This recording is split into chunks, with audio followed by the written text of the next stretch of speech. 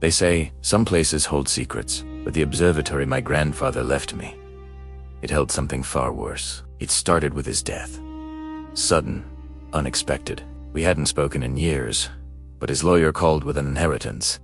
A forgotten property buried deep in the mountains. An aging, rust-stained observatory perched above the tree line, where clouds clung unnaturally low. Getting there was the first sign something was wrong. The road was unmarked, half a rest. By time, when I stopped in the nearest town for directions, the locals just shook their heads. They wouldn't talk about the place, just offered a simple warning. Nothing good comes from staying up there too long. I brushed it off. Old superstitions die hard in these remote parts. The observatory itself was a relic, decades old, but obsessively maintained. Dust-free lenses, hand-polished mirrors. It was strange. And then I found the notebooks, thousands of them, handwritten, stacked from floor to ceiling. Elias Mercer, my grandfather, had been a legendary eccentric. I figured this was just the final chapter of his spiraling obsession. But one subject dominated the journals, a chilling, recurring entry. The whole, night after night, year after year, he had recorded observations of a section of sky that, according to every known star chart, should not exist. He didn't describe it as darkness. He called it an absence, a region where stars just vanished without a trace, where light seemed to fall inward on itself. His notes claimed that even the most advanced telescopic instruments malfunctioned when aimed directly at it. As I read through the decades of entries, the writing grew more frantic. He was convinced the void was expanding, but not outward, like a nebula or a dying star. It was expanding inward, as he put it, like reality being peeled away from the inside. At first, I dismissed it as paranoia, the ramblings of a lonely old man, driven mad by isolation on a desolate mountain. But curiosity's a powerful thing. He had left behind all his old equipment, but there was also a brand new, high-powered telescope, still in its crate.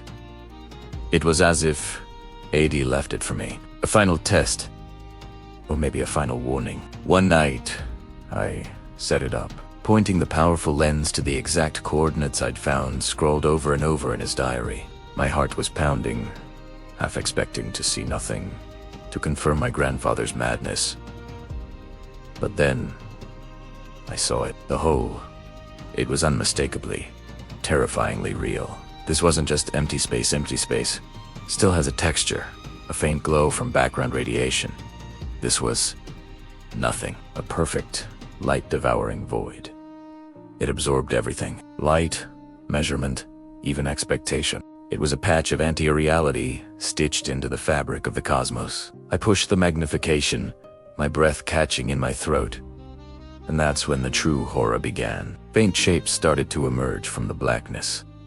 Not stars, not galaxies. They were structures of non-Euclidean geometry, folding and unfolding in ways that made my head spin. It was like watching mathematics itself break down. The laws of physics didn't apply in there. Worse, the shapes seemed to react to me. They sensed my observation. Each night I returned to the eyepiece. The impossible forms grew clearer, more defined. The observatory's own instruments started acting as the computer-controlled mount would drift on its own. The star charts on the screen no longer aligned with what I was seeing in the sky. It was subtle at first, constellations shifting by tiny fractions of a degree. It was the kind of change only someone watching obsessively, like my grandfather, or now like May, would ever notice. The sky itself was changing. I dove back into the journals, searching for an answer, and in the final, tattered notebook, I found the truth he had discovered far too late. The void wasn't in some distant galaxy millions of light years away. The telescope wasn't looking out into space.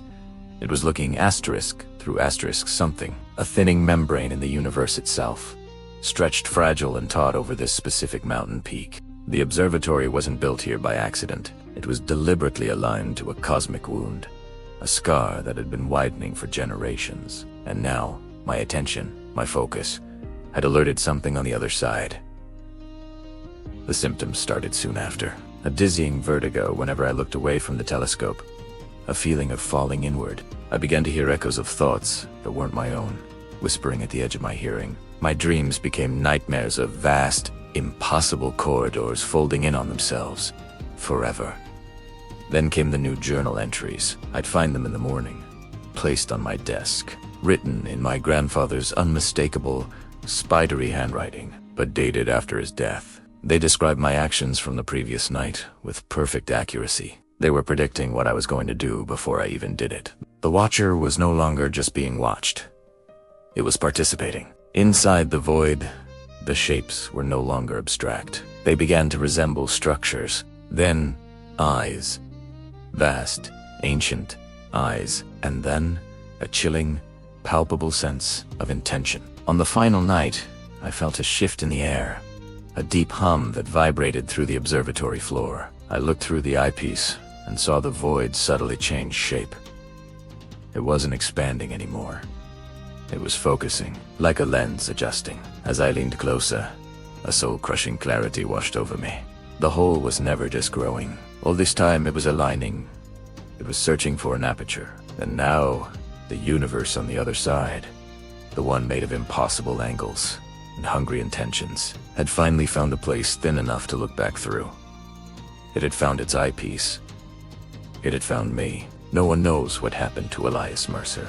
The observatory lights on that lonely mountain kept burning for weeks after he was last seen. The locals say if you look up at the peak on a clear night, you can still see it. A single, unblinking light. Its telescope is permanently locked in position, aimed at a patch of sky that now contains one fewer star, and one more. Watcher, thanks for watching. If you enjoy stories that explore the unknown and the unsettling, make sure to subscribe and hit that notification bell. Let me know in the comments what you think happened to Elias. Until next time, stay curious, but be careful what you look for in the dark.